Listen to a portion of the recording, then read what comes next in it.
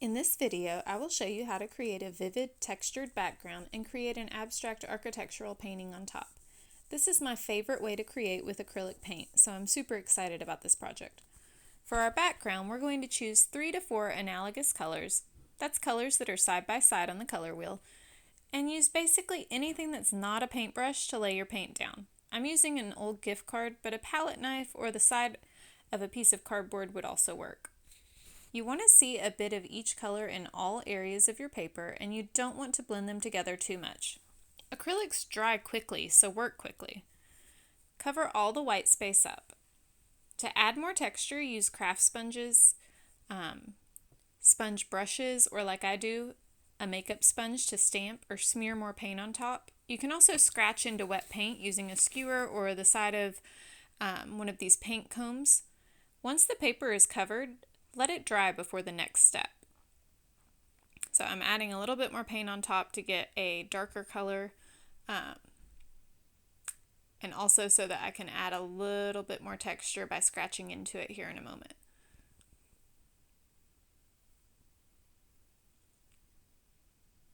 Again, make sure you have a little bit of every color all throughout your picture.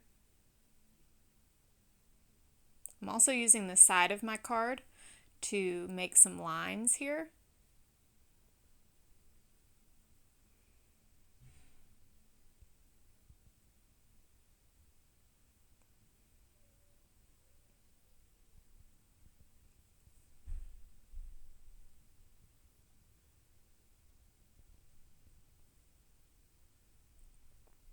So I chose yellow, orange, red, and pink. So yellow, orange, and red are all next to each other on the color wheel. They're analogous. And then pink is just a tint of red. So these create a harmonious color scheme. And when they mix together, they will not create any dark, muted, neutral colors. Once it's dry, you are going to choose a city that you have some sort of connection to, whether you've been there before or you just want to go, or there's something very particular that you like about the city.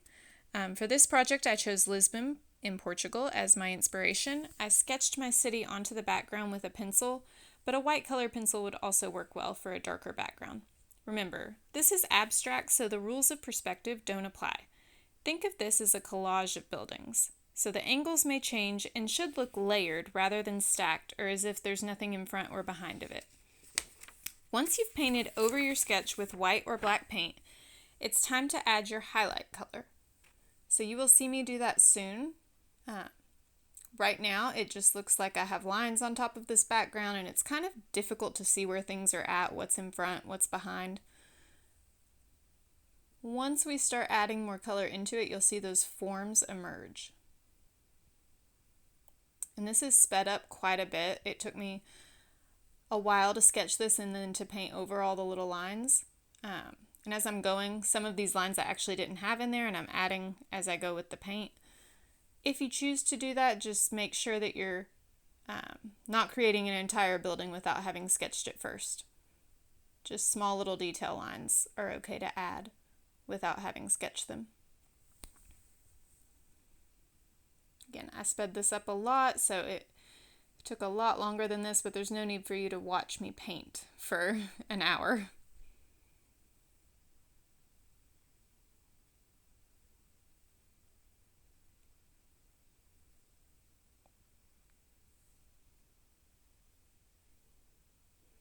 Here I am adding in the tram, which is a staple in Lisbon. These trams are pretty cool because Lisbon is kind of like on the side of a cliff going into the ocean. The tram windows are actually kind of angled at a diagonal, so they're made for going uphill, essentially, and downhill. It's pretty cool. So I had to include that in my picture. Okay, highlight time.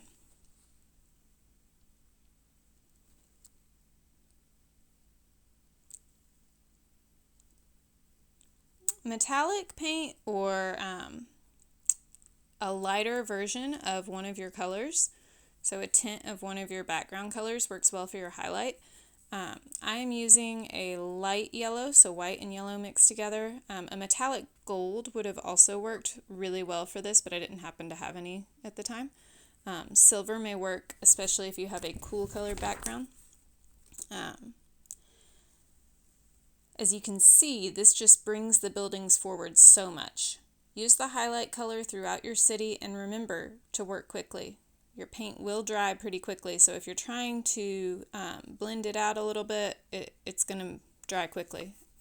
And you do not want to try and paint over areas that are starting to dry, because that will cause the paint to start to peel up a little bit.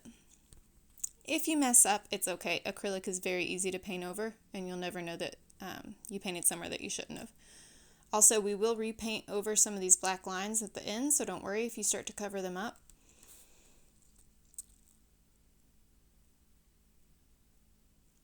And you really want to make sure that that highlight color gets into a little bit of every area.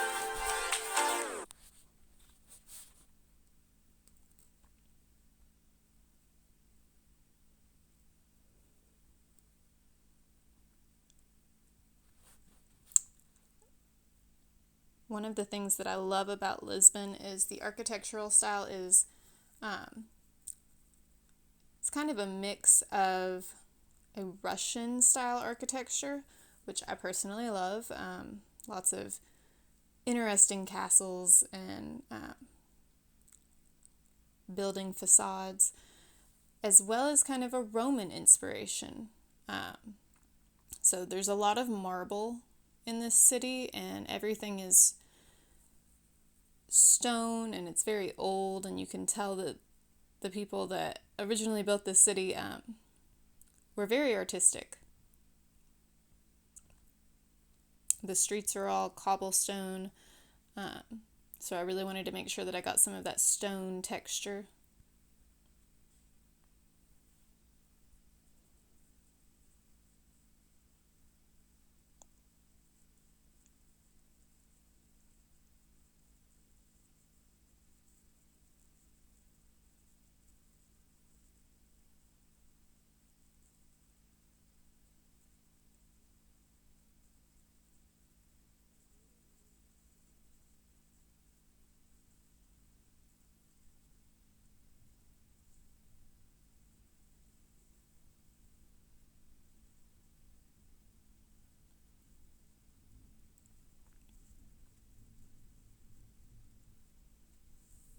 Next, you're going to choose a contrasting color or a complementary color to use. So this is a color that's opposite of some of the colors you used in your background. In my background, I used yellow, red, orange, and pink.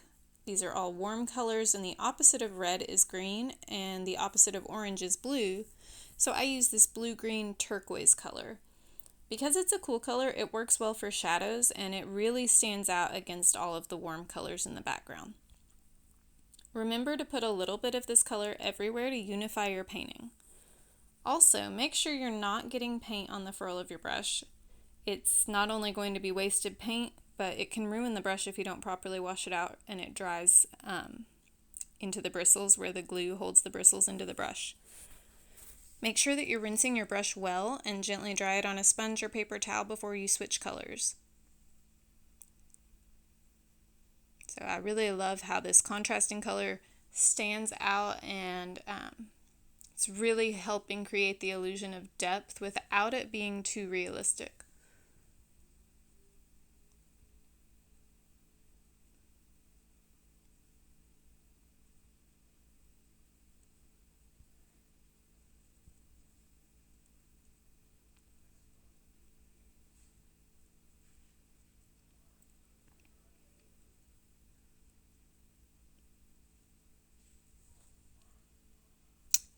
Next, you're going to add in one of your background colors as an emphasis color.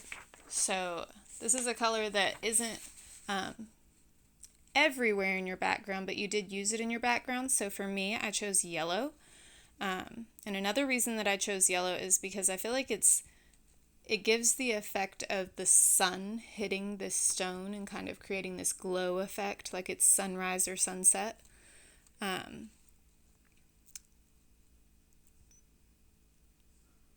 You want to add a few pops of this color all around, and you're going to see that it makes a huge difference.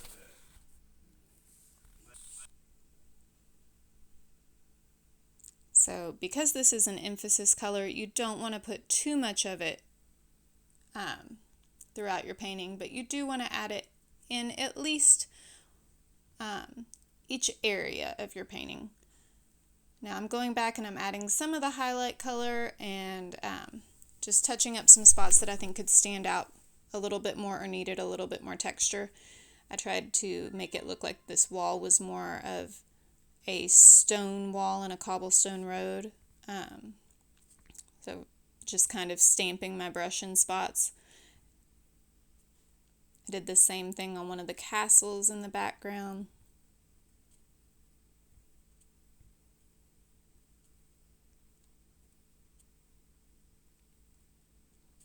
Adding a little bit more yellow around, and I especially enjoy adding this yellow over the blue because it actually creates a green hue, which again would complement the red in the background. The tram that I was looking at, it actually had a yellow stripe. It was a yellowish orange stripe on it beneath the window, so I tried to recreate that there using the yellow.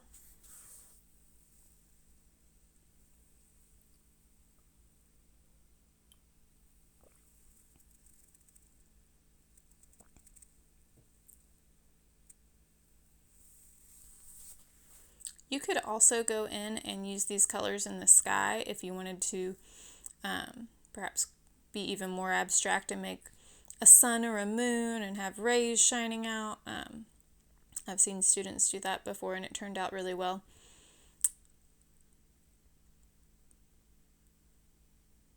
I'm using a much smaller brush for these small details. Lisbon has a lot of ornate castles, and so there's some really small, tiny work to be done.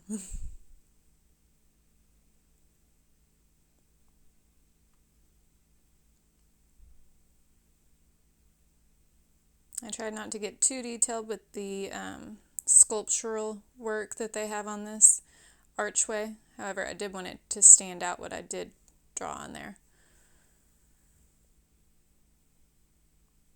So making sure that there's some highlights.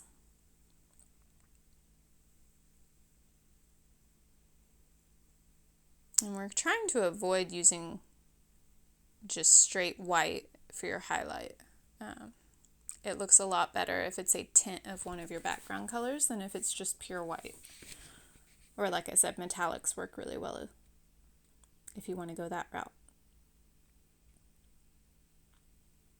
The last thing that we need to do to finish this off is to go back over some of your black lines that need redefining, whether that's because you got some of your other colors over top of them, or maybe you just really want them to stand out and be a little bit darker or thicker. I'm just going to go back over anything that needs to be gone back over. If you see any areas that maybe you want to add a little bit more detail to with the black, go ahead and do that now.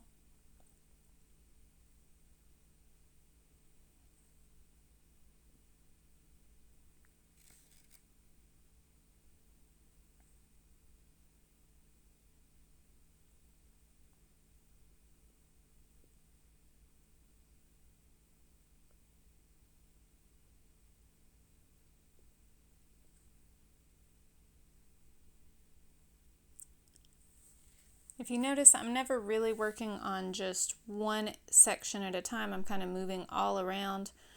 It works a lot better if you don't get stuck in one spot. You want to keep moving around. However, you do want to make sure that you're aware of what's wet, so don't lay your hand down on wet paint, especially if you move it and then it smears everywhere. That's not going to be fun to fix.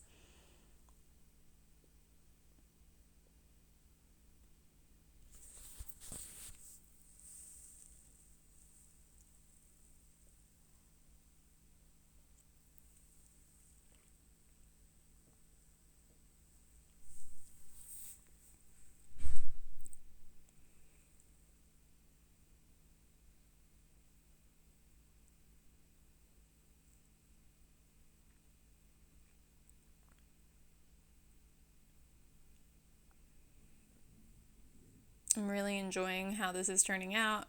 It's definitely not realistic, but I feel like it gives the mood of Lisbon.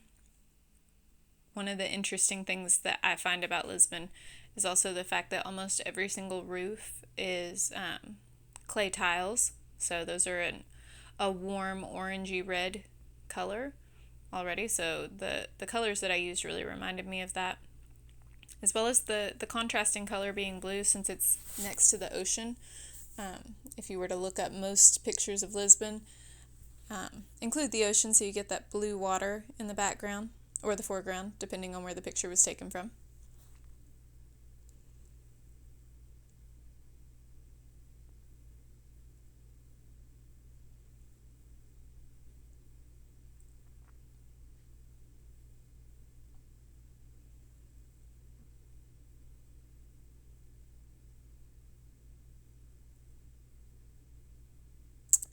Once you're done, if you did tape your artwork down, make sure that you carefully peel your paint up.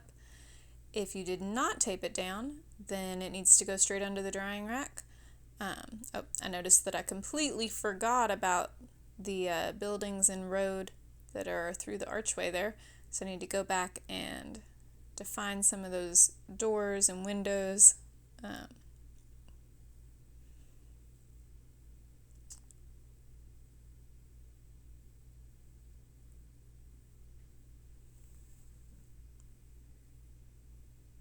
Adding in a little bit more detail from the stone walls that I had covered up.